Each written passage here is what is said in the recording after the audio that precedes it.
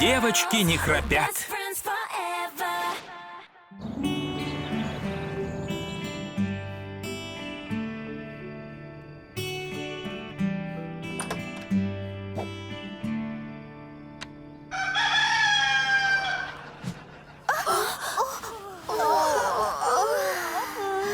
Уже утро. Не знала, что вы завели петуха. Я тоже. Петух напомнил мне о яйцах, а это значит завтрак. Встаем. Для справки, Стефани, петухи не несут яйца. Доброе утро. Кто голоден?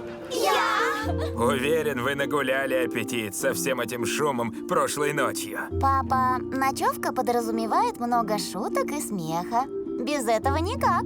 Шутки и смех — это все очень мило, но вы так ужасно храпели. Храпели? Я ничего не слышала. Я тоже. Только того жуткого петуха. Ну, может, вы приняли чей-то храп за петуха?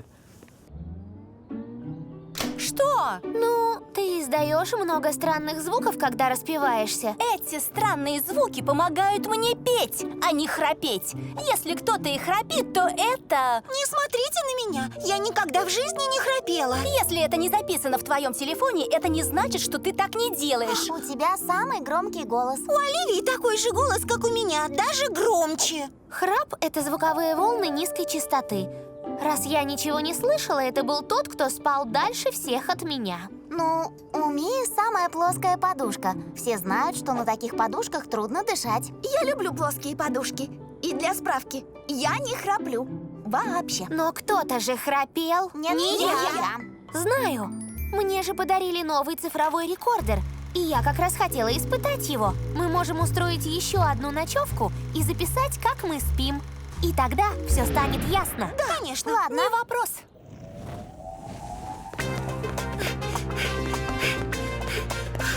Упражнения помогут расширить легкие.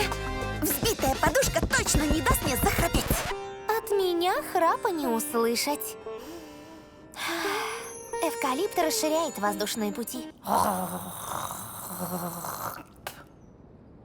Пусть знают все, мы не храпим во сне. Ла-ла-ла. Влажный воздух помогает избавиться от храпа. И тонкая полоска скотча на носу. Ну вот, все готово. Спокойной ночи.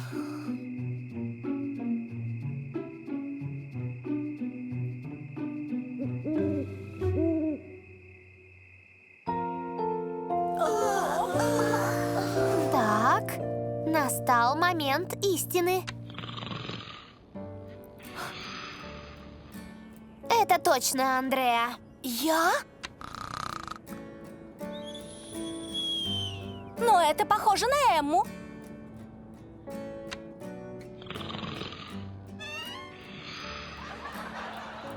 Ну, согласно статистике, все храпят хотя бы один раз в жизни. Ой, я случайно удалила запись.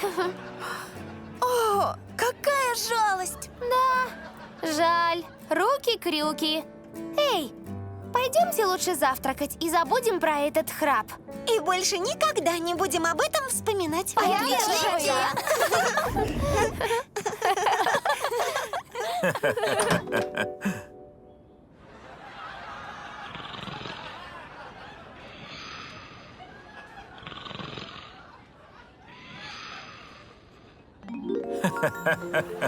Дорогая, хочешь, расскажу кое-что смешное?